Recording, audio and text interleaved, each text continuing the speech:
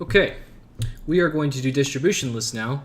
I'm already logged in, and like I said, I'm going to use this top bar for everything. Now you could click on services and go to distribution lists and see all of the distribution lists there, and there's a lot. I'm going to go there, and you're not really going to know what to do. You're going to have to search for it.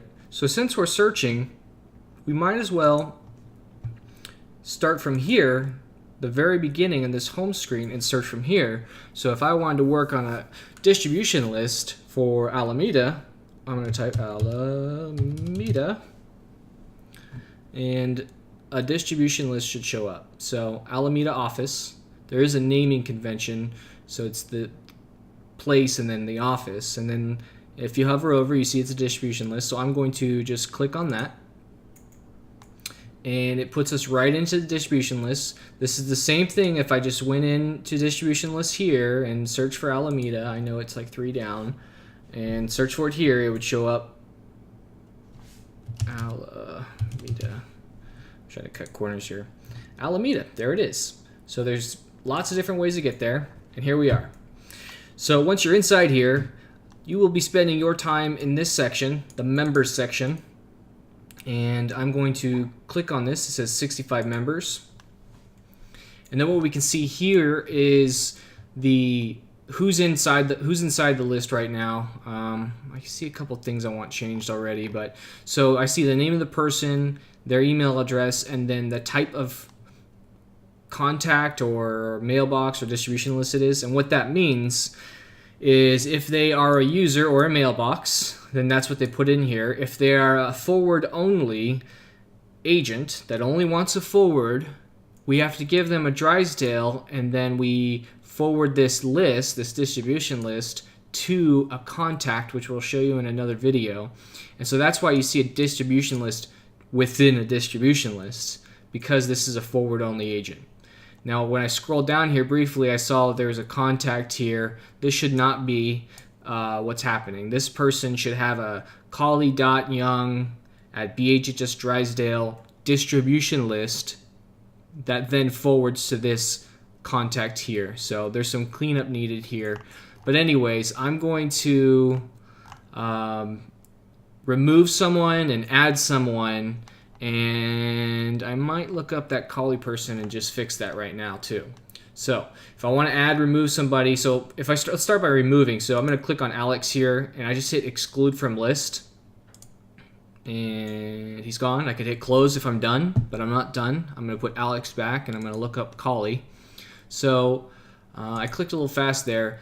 Select from address book. This I don't know what this is, Siamese twin, this two-headed monster thing here. You click on that, and you just start searching, because you already have their inbox made, and if you already have their forward set up, they should already be in here. So I'm going to look for Alex, because I need to get him back on this list. I don't want him missing anything. He's down here as a mailbox. I'm going to select him and add him. He's here. I'm not done. I need to hit the add button, and then I'm done.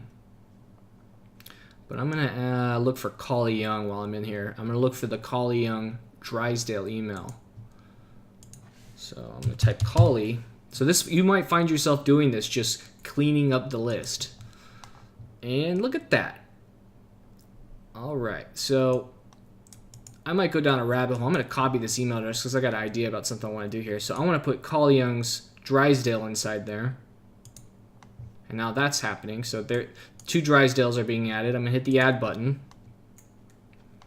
And now Collie Young down here has 2, and I'm going to remove the contact. It looks like Collie Young wants this their email forwarded to this, and for some reason it was set up this way. So I'm going to go down a little rabbit hole here, and I'm going to make sure that Collie Young at Drysdale is forwarding to this Gmail. So this little bonus info here that you will run into, and it will be useful. So I'm going to remove Collie Young, this contact, exclude. And I'm going to hit close because I'm done with the distribution list for now. And then I'm going to jump right into the Collie Young user. So that icon, company contact. That icon, user. I want to make sure that this user is forwarding to that contact. So I'm going to click on this user. And then once I'm in here, you can do things like reset password. This is kind of the user level, but the mailbox level settings is you have to hit exchange right here first. And it looks like this is already set.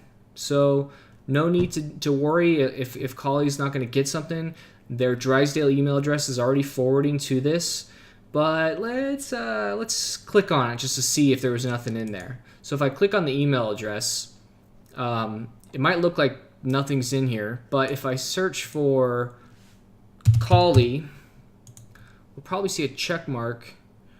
Okay, so it's as if I'm redoing it as if I've never done anything before. So I'm going to make sure that I click this now. And when you do forwarding, check this box to save copies. So Collie is not a forward-only agent. Collie is an agent that wants to send from Drysdale as well as forward to this AOL account here. And was it AOL? Yeah, it was AOL. So this is a unique case. This is not a rare case, but this is a different, this isn't just a mailbox and this isn't just a forward only. This is a mailbox that also forwards. And that's why we have it set up this way. So I'm going to, I think I hit save, so I'm just going to hit close, and this stays put, and that's how I know it's in the right place. So kind of down a rabbit hole, but when you're working on a distribution list, if we go back, if you're working on Alameda, and if you're working on a list and you notice a contact showing up inside there, something's wrong. And it can be difficult to keep this clean, and because of the way that we have the forwards and the way everything works, you really want to be vigilant about keeping this list set up correctly. I see it here also. I see Deidre Dixon, D. Dixon, Drysdale. So that is a distribution list, and I bet you that this is the contact that's already on that distribution list. So I'm going to type D-E-I-D-R-E, D-E-I-D-R-E, and see what shows up. There's the contact. There's the distribution list. So what I know about this is that Deidre Dixon does not have a mailbox. This is a forward only. I know that for multiple reasons, primarily because if you see a distribution list in here, that means that they're a forward only most likely. But also when I search for this person, I did not see the blue user icon, so I know that they are not a user. They are not using a mailbox. So I'm going to click on this distribution list, and I'm going to check to see if this Dixon Cells is on the distribution list. So let's take a look at that. So it looks just like our Alameda list, but this is the forward only list for Deidre, and there's one member, and it's the Comcast address. So this is how it's supposed to look, but we do need to go back into Alameda and get rid of that contact. So I just typed ALA that time. Let's go down. We're going to move this because it's redundant.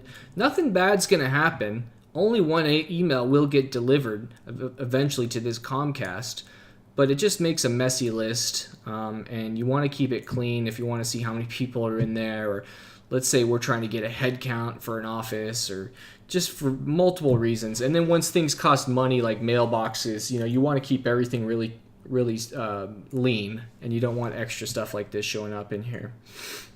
Okay, so I'm going to hit exclude from list because I just checked that user, and that's it. So I did actually kind of go over forwarding users, but this was primarily about distribution lists, and I will still do another video on forward only, and we'll talk about the difference for forward only versus a mailbox or a mailbox and a forward. So that's all we have, and I will be back with forward only.